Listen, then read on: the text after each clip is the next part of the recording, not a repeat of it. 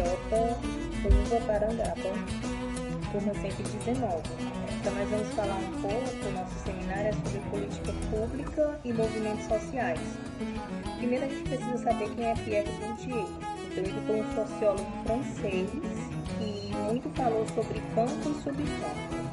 E o objetivo central desse texto é apresentar o conceito de subcampo proposto por Pierre e indicar possibilidades da sua utilização tanto em estudos como em pesquisas nas áreas das políticas de esportes aqui no nosso país.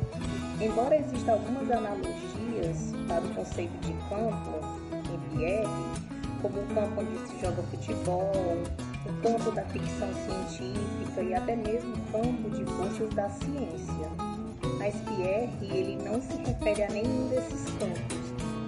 Ao estudar histórias diferentes de campo, ele refinou o conhecimento dele com relação a isso, chegando a dar um simples exemplo que facilita muito o nosso entendimento sobre esse assunto. Para ele, o subcampo ele se situa dentro de um campo de produção cultural, que por sua vez está inserido em um campo de poder e um espaço social. Então, o conceito de subcampo ele foi apresentado junto com o conceito de campo. Ou seja, no nosso entendimento, não é possível, não existe a gente abordar um assunto sem o outro. Então, não existe um subcampo se não existir um campo. E ele ainda exemplificou isso para deixar um entendimento mais simples através de um esporte de combate, a luta. Então, a luta seria o campo. E o judô e o aikido, eles seriam os subcampos. Então, ele tentou exemplificar da melhor maneira, onde pudesse facilitar o raciocínio dele sobre a questão de campo e subcampo. O campo seria o geral, que é a luta, e a ramificação, que seria o judô, o aikido ou qualquer outro tipo de luta, seria o subcampo. Então, para ele, isso é o que significa o campo e o subcampo. Boa noite, me chamo Marcela Rodrigues, estou cursando licenciatura em Educação Física pela Faculdade DJ Chancela da UVA, com a professora Josiana, sou da turma 119, Núcleo Parangaba. O capítulo 2 é um artigo exploratório e objetiva maior gerar familiaridade e compreensão de um tema ou problema pouco explorado, também tendo em vista a sua aplicação prática. O problema é que, apesar da existência de orientações, diretrizes internacionais formalizadas por documentos construídos por organizações do direito ao esporte, em alguns países existe ainda uma carência científica a respeito de tal direito. O esporte para todos, que se associa à ideia de cultura física, isto é, de práticas corporais em geral e não restrita às competitivas e internacionalizadas, subdivide-se em esporte competitivo, não profissional, educação física escolar e práticas corporais não competitivas. O esporte profissional ele é dividido em profissional e paraprofissional. O primeiro é espetacularizado e o segundo não. No caso da área da educação física, os trabalhos são particularmente encontrados na sub-área de políticas públicas e de esporte e lazer, e diferentemente do que ocorre na área do direito. Conceber o esporte como manifestação cultural e, por isso, com importância em si próprio, não significa que, dependendo do contexto, não sirva como ferramenta a outros direitos. Ou seja, as interpretações aqui tecidas caracterizam-se muito mais de um ponto de partida do que de um ponto de chegada, em busca de contribuir para que as lacunas acadêmicas em relação ao direito ao esporte sejam minorizadas. Olá, boa noite. Minhas saudações a todos os alunos do curso de licenciatura em Educação Física. Meu nome é Marcos Peixoto, sou da turma 119 da unidade UVA Parangaba e vou argumentar sobre um artigo do qual eu li, um artigo dos autores Federico Quirra e Lino Castellani Filho, intitulado como Direito a Volver Forças no Esporte e na Educação, a militarização da sociedade brasileira em marcha. Eles fazem críticas ao excesso de militares do governo e dizem que houve um desmonte do sistema de educação desde o golpe de 2016, do Fora Dilma, que a partir deste golpe, programas sociais, programas voltados para o esporte, na educação e esporte foram definhando, os investimentos foram acabando e que a criação dessas escolas, da ampliação dessas escolas pelo atual governo, irá criar corpos dóceis que formarão corpos de alunos acríticos, servis, dóceis, qualificados para funções subalternas. Essa é a opinião deles, né? Que essas escolas irão formar pessoas, alunos acríticos, pelo bem da hierarquia e da disciplina da qual os militares tão somente prestam, certo? Servem a disciplina, a hierarquia, são moldados por esses ideais, que esses ideais para esses autores não vão servir, certo? Parece que eles desconhecem a realidade das escolas públicas atuais, em que reinam a indisciplina e o desrespeito aos professores. Mas é isso, é a opinião deles. Eu não sei se vocês concordam. Obrigado pela atenção e até mais. Olá, me chamo Nayara, estou cursando licenciatura em Educação Física pelo ITJ, Chancela UFBA, com a professora Josiana, e estou no 8º semestre. E segundo o artigo, a globalização nada mais é que a união de vários países com um só intuito, que é o esporte, onde eles buscam novos projetos, novas melhorias para dentro do nosso esporte, melhorias essas para os nossos atletas, né? Dando voz também a quem não tinha voz, que no caso são as mulheres. Nos anos passados, a mulher ela não tinha tanta valorização como ela tem hoje dentro do esporte, né? No caso, o homem ele era visto como sempre o melhor, né? Sempre bom em tudo. E hoje em dia a realidade é outra. A mulher sim tem até mulher presidente, né?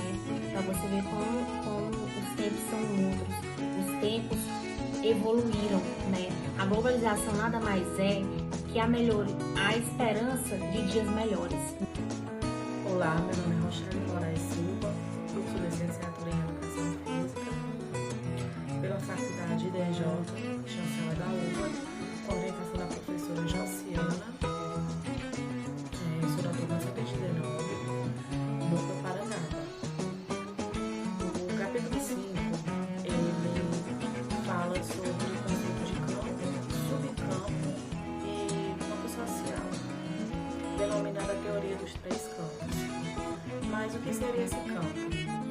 O campo é um espaço físico onde joga uma partida de futebol, certo? É o campo de força física. O campo social é formado por diversos poderes e hierarquias. Os subcampos são regiões menores dentro do campo. Os grandes detentores de maior volume de capital e melhor posição na estrutura deles tendem a manter o controle político e social. Olá, meu nome é Silvano Chaves Barbosa, faço licenciatura em Educação Física pelo ITJ, Chancela da UFBA, com a professora Josiana, Núcleo Parangaba, com o número 1725119. Vou falar para vocês um pouco da história que envolve as políticas públicas e o Colégio Brasileiro de Ciências do Esporte. Em 2019, a Escola Brasileira de Ciência do Esporte completou 40 anos. E nessas 4 décadas de existência, a escola foi se consolidando como a principal entidade científica na área da educação física, embora não seja essa a especialidade dela. E ela, a escola, nasceu com a finalidade de agregar pesquisadores de ciências do esporte. E ela foi ampliando a sua função social na mesma velocidade, na mesma medida em que o campo acadêmico foi se desenvolvendo com a sua realidade sociopolítica aqui no Brasil. E para atingir as suas finalidades, o colégio se organiza em duas principais formas, que são as secretarias estaduais e distrital, que por sua vez procura atuar acadêmica, científica e politicamente nos respectivos territórios. Sem falar dos GTTs, Grupo de Trabalho Temático, como seu próprio nome diz, busca congregar e estimular a produção do conhecimento no âmbito das ciências do esporte. Até lá!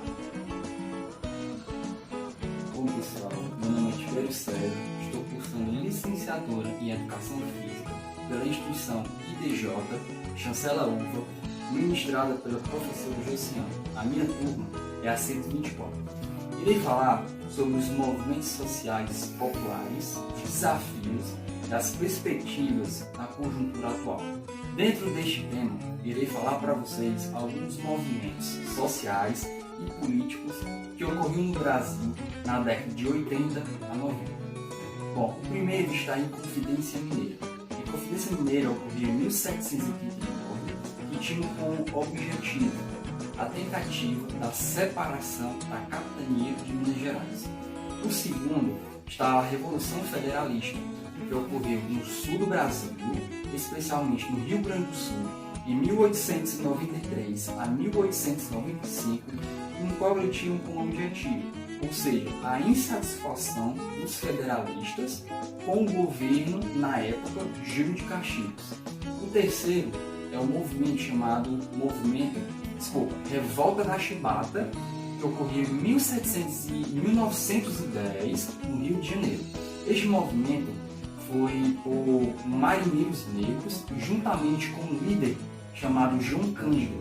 Este movimento levou à tomada de alguns navios da Marinha por esses marinheiros negros, devido ao ambiente de trabalho que não era muito favorável, a alimentação que também não era muito favorável, a questão também do salário, enfim, levou a este ápice deste movimento em 1910. E para fechar, hoje no Brasil é o chamado MST, é o Movimento Sem Terra, é considerado um dos maiores movimentos sociais da capacidade de organização. Portanto, os movimentos participam da mudança social e histórica de um país. Obrigado. Meu nome é Helenice Ferreira da Silva, estou cursando licenciatura em Educação Física no 8º semestre, turma 119, com a professora Josiana Cavalcante, Núcleo IDJ Parangaba. Eu fiquei com o capítulo 9, que fala sobre a democracia e o cooperativismo estatal no Brasil. Nas organizações populares na luta social, observamos uma adesão às forças voluntárias. Tudo isso está falando sobre as eleições de 2018, quando nós elegemos o novo presidente em 2018. E aí vem a análise do debate da democracia nos movimentos da luta social, no cooperativismo estatal no Brasil, social, e também nos movimentos históricos pelo qual passa o nosso país. E a democracia, ela fala muito sobre isso, sobre você ir nas urnas e você lutar pelos seus direitos, assim como aconteceu em 2018. E é isso que nós devemos continuar colocando em prática, né? Procurando melhoras aonde? Na educação, procurando melhoras através do esporte, do lazer, inserindo a educação física para jovens, para crianças, adultos e levando tudo isso para abranger o povo brasileiro. E é isso que a democracia ela fala. E aí as eleições relativas no pleito de 2018 teve na democracia autonomia popular, entendida no sentido preciso da palavra, na produção das próprias regras. você vê que a autonomia do povo foi quem falou mais alto, elegendo um novo presidente. E assim você pode levar os seus direitos e fazer a diferença. Obrigada. Olá, meu nome é Paulo Roberto Chaves de Oliveira, estou cursando o 8º semestre em Licenciatura em Educação Física, turma 17-25-119, professora Joiciane, Núcleo Parangaba. O capítulo eu fiquei com o 10, com o tema A Educação do Campo no Brasil. Moradia, direito à terra, saúde, transporte, saneamento e educação são reivindicações históricas do povo do campo. Agricultores familiares, extrativistas, pescadores artesanais, ribeirinhos, assentados e campados da reforma agrária, quilombolas, caiçara, indígenas e outras populações que vivem no campo. No Brasil, a educação do campo surge na conjuntura de luta de classe, onde se opõem os trabalhadores do campo que vivem na terra. Olá, me chamo Arthur, sou aluno da Faculdade TJ, Chancela da UFA, estou cursando licenciatura em Educação Física, professora Jociana, turma 124, Núcleo Parangaba. A escola é um local de transmissão de conhecimento sobre escola e sociedade entre prática educativa e social. Defender a educação na escola do campo, permitindo o acesso a patrimônio cultural verdadeiramente humano. O povo do campo reivindica teoria práticas numa educação humanizada,